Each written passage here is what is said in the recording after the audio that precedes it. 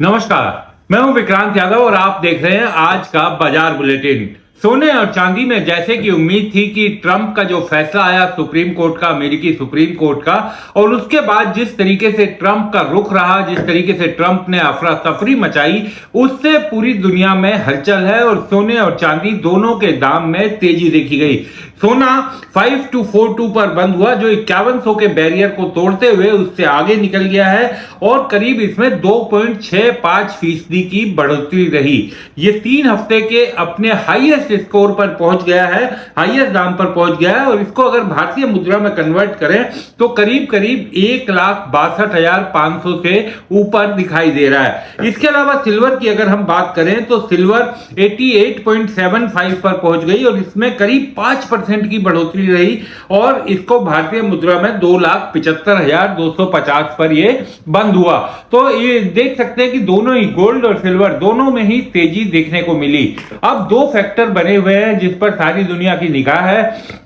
एक तो चीन का बाजार आज खुलेगा। चीन में ल्यूनर न्यू ईयर की छुट्टियां चल रही थी, जिसके बाद आज बाजार खुलेगा और वहां पर गोल्ड और सिल्वर दोनों की ही भारी डिमांड बनी हुई है। तो ये माना जा रहा है कि दोनों को असर पड़ेगा और किस तरीके से वहां का बाजार रिएक्ट करता है खुलने के बाद, इस पर सबकी निगाहें रहेगी। दूसरी बड़ी बात कि ट्रंप, अमेरिकी राष्ट्रपति ट्रंप जिस तरीके से सुप्रीम कोर्ट का जजमेंट आया शुक्रवार को और सुप्रीम कोर्ट ने साफ किया कि ट्रंप ने जो टैरिफ लगाया था वो इलीगल था, उसके बाद ट्रंप ने उस आदेश की एक तरह से अवहेलना करते हुए सेक्शन 122 के तहत पहले 10% का टैरिफ लगाया और फिर उसे बढ़ाकर 15 कर दिया।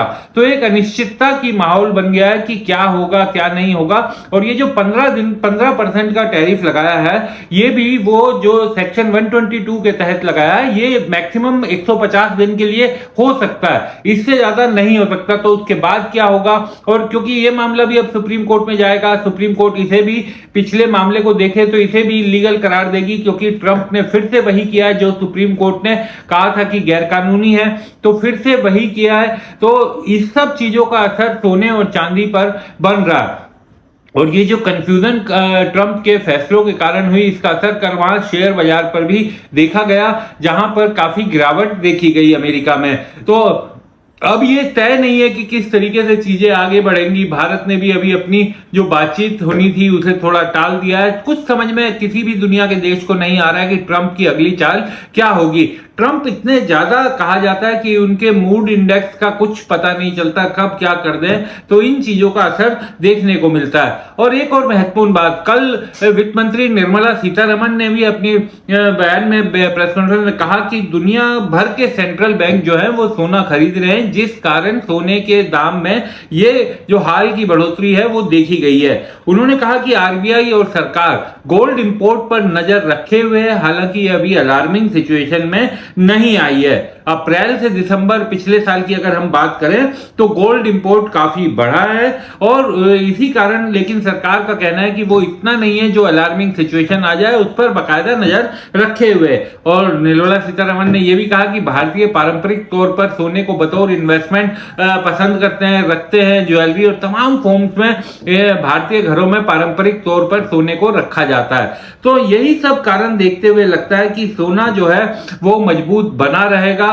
और अब चूंकि सोना 5100 के बैरियर को तोड़ चुका है, चांदी $86 के बैरियर को तोड़ चुकी है, तो क्या अब ये कयास लगाए जाने लगे हैं कि जो $6000 का गोल्ड का भाव कहा जाता है कि इस साल के अंत तक हो सकता है, चांदी $100 पार हो सकती है। ये सब चीजों पर अब सबकी निगाहें बनी हुई हैं। और हम आपको लेकिन बार बार ये कहते हैं कि अब मार्केट बहुत वोलेटाइल है, बहुत उठापटक होगी, तो अपने सेबी रजिस्टर्ड एनालिस्ट से बात करने के बाद ही किसी भी तरह के निवेश का फैसला लें, क्योंकि पैसा आपका है तो निवेश में जो नुकसान और मुनाफा और नफा और नुकसान होगा वो भी आपको ही झेलना पड़ेगा।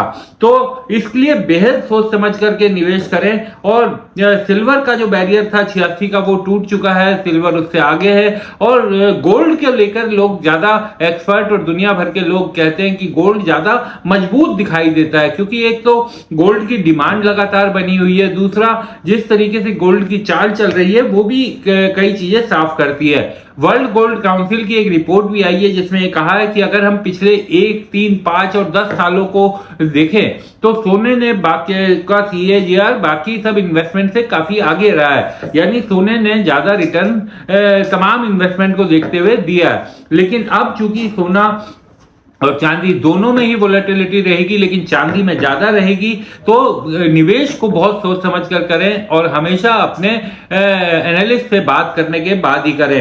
तो अमेरिका में जो हो रहा है उसका असर लंबे समय तक रहेगा, और जब तक ये कंफ्यूजन दूर नहीं होगी कि क्या होगा, कैसे होगा, किस तरीके से इंप्लीमेंट होगा ये जो टैरिफ का मामला है, इन सब चीजों पर निगाहें लगातार बनी हुई हैं। और ट्रंप साहब रोज अपना बयान दे रहे हैं। कल रात को जब भारत में रात हुई थी, अमेरिका में सुबह थी, तब भी उनका एक बयान आया और उन्होंने साफ ये कहा कि ये जो टैरिफ को लेकर कोई वो अगर होता है तो ज्यादा वो टैरिफ लगा सकते हैं अगर किसी देश ने उनकी बात को नहीं माना।